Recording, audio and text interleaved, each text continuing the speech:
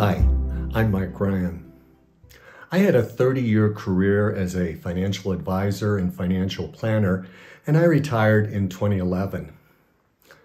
At that time, I reawakened an interest in turquoise that had first started in the 1970s. I purchased my first piece of turquoise, a beautiful piece of Bisbee in Durango, Colorado. Oh, it was around 1975. But as will happen in life, I got caught up with career and family, and the years went by. I didn't think too much about turquoise, but when I retired, I was visiting in the Southwest, and I got bit by a bug, the turquoise bug. And beware of that bug because it can have serious consequences. In my case, they've been really pleasant, and I've really enjoyed my experiences with turquoise. I was fortunate to have a mentor taught me a lot about turquoise, and that was Bob Bruscia of Nevada Gem. And Bruce Mead taught me how to cut turquoise. Bruce Mead was the Bisbee rock man, and you can read about him in Turquoise in America Part 2, 1910 to 1990. Well, I was collecting turquoise, cutting turquoise, and I became very interested in the history of turquoise. And everybody kept saying, oh, go talk to Philip Chambliss. He knows the most about the old mines. And I did. And the result of that was the Great American Turquoise Rush, 1890 to 1910, which became part one in our three-part series of turquoise in America. And it's been very rewarding. It's been very nice to see the response that we've had from the books. Well, I decided I wanted to start offering selections from my personal turquoise collection, which I call the Callais Collection. Now, Callais is the ancient name for turquoise in the Neolithic period.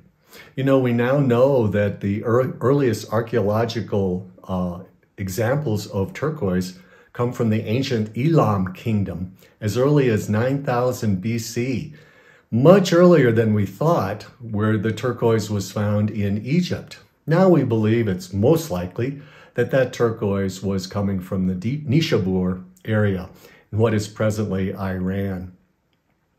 So that name was used in the natural history of Pliny the Elder in 70 AD.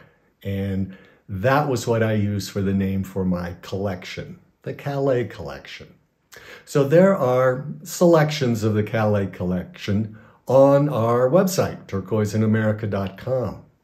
Now, most of those selections are very high grade, and I wanted to do that not only to have some commerce, but also to serve as sort of a clearinghouse so folks who wanted to have some idea about what they might expect to buy or sell fine turquoise, what prices they might expect, would have a place for a resource to learn about that.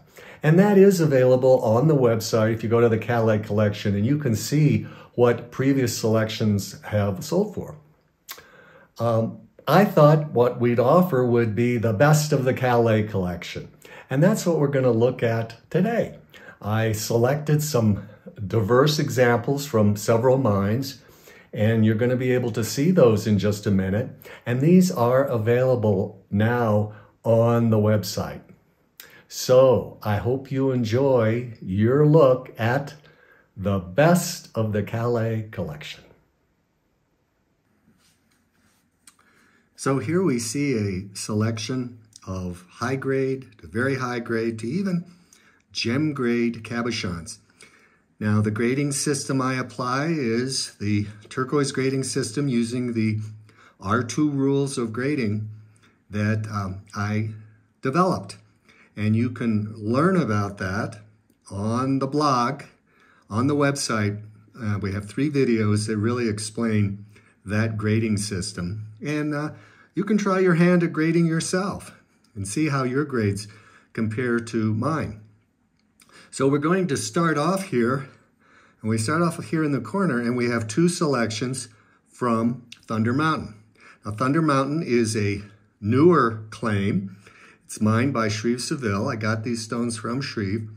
And they feature in our video on turquoise grade that shows a comparison of different grades from the same mine, from Thunder Mountain.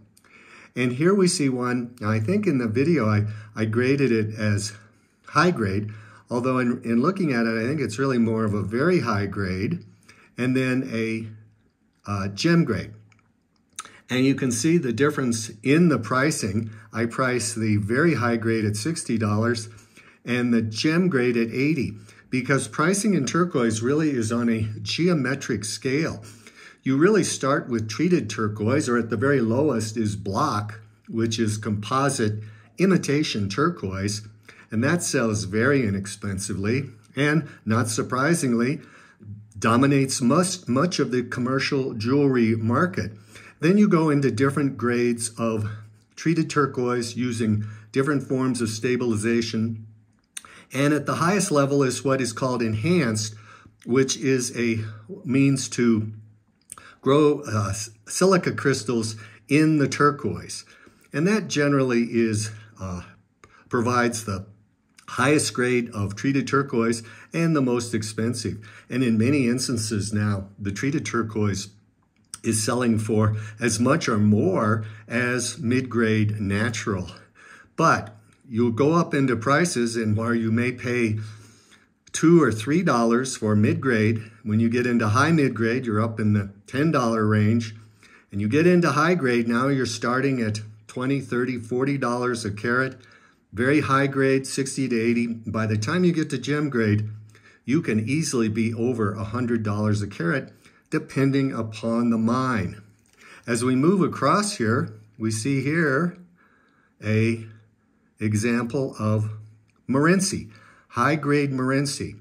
Now, one thing that's very important and is a factor of price is, number one, you need a willing buyer and a willing seller.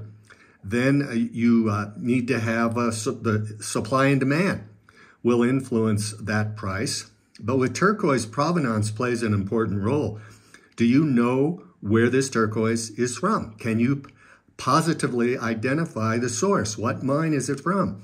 And the only way to really know that is, did you buy it from the miner? Did you buy it from somebody who bought it from the miner? Or did you buy it from a reputable dealer who purchased from either of the previous two? After that, it becomes pretty much of a guessing game. Although now there is a scientific means through X-ray fluorescence to test for mine identity. And there's a report on the website. I encourage you to read that and learn how you too can send your turquoise in to have it sampled and identified by mine. And the beautiful thing of it is it's not that expensive, and most importantly, it's non-destructive. When we go over here, we see an example of a high-grade Kingman. And this is starting to show some of that dark web Kingman that is so popular in the marketplace. Moving over here, we see some number 8. Now the provenance on this is very interesting because I purchased this from San Petania, and this is part of the famous Petania family turquoise collection. So this turquoise was likely purchased by his grandfather from the Godber family. So very good provenance on that. About the best provenance I have in the collection is this, which is from the Charles Lolema collection. And I purchased this from the son of Charles's wife from her estate. So it has really wonderful provenance. And this is Lone Mountain. And you can really see here, this is beautiful, I would say very high grade Lone Mountain. This is a little outlier over here because Indian Mountain is mostly known for its red web and for its dark web. But we do see that there are some instances where it does show a green. And here we see these two beautiful little cabs from Indian Mountain. This Godber is very high grade, getting really close to gem grade for for the grading, and I purchased this from Bruce Woods, who along with his wife Jerry are the miners there. Here we see blue diamond, very distinctive turquoise and very much favored because it's really different from many other turquoise. And I have given this as a high grade turquoise from blue diamond.